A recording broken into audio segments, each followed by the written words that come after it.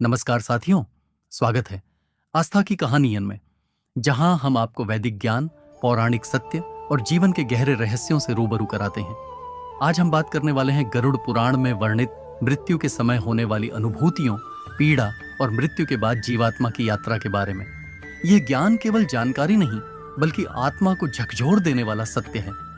तो आइए श्रद्धा से इस दिव्य कथा को आरंभ करते हैं। क्या आप जानते हैं मृत्यु के अंतिम क्षणों में मनुष्य के साथ क्या घटित होता है? मृत्यु के समय कैसी पीड़ा होती है और प्राण निकलने के बाद जीवात्मा कहां जाती है? गरुड़ पुराण के अनुसार मनुष्य को उसके पाप और पुण्य के अनुसार कर्म फलों की प्राप्ति होती है।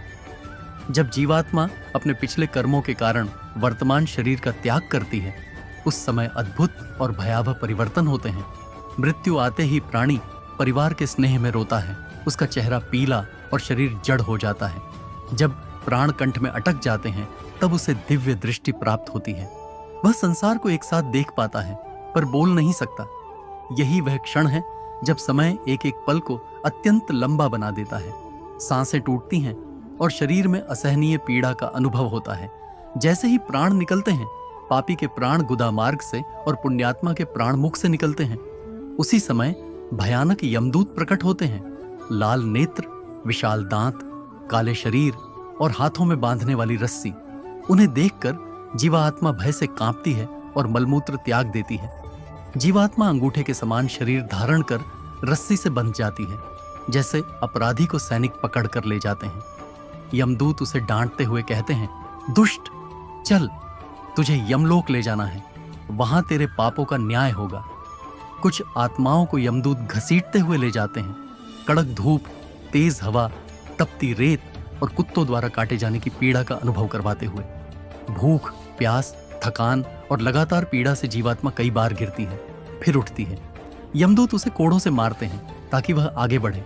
अंततः टूटी हुई, थकी हुई, भयभीत वह आत्मा यमलोक पहुंचती है, एक अंधकारमय, विशाल और रहस्यमयी लोक। यहीं उसे नरक की झलक दिखाई जाती है। फिर वह यमराज के दरबार में पहुंचती है। यमराज के सामने उसके सब कर्म सामने होते हैं, अच्छे भी, बुरे भी। हर कर्म का न्याय होता है। गरुड़ पुराण कहता है कि यहीं से जीवात्मा की आगे की यात्रा निश्चित होती है, स्वर्ग, नरक या पुनर्जन्म। इस रहस्य को हम अगले भाग में विस्तार से बताएंगे। हम आशा करते हैं कि गरुड़ पुराण का ये दिव्य ज्ञान आपके मन में श्रद्धा, ज्ञान और जागरूकता लाया होगा।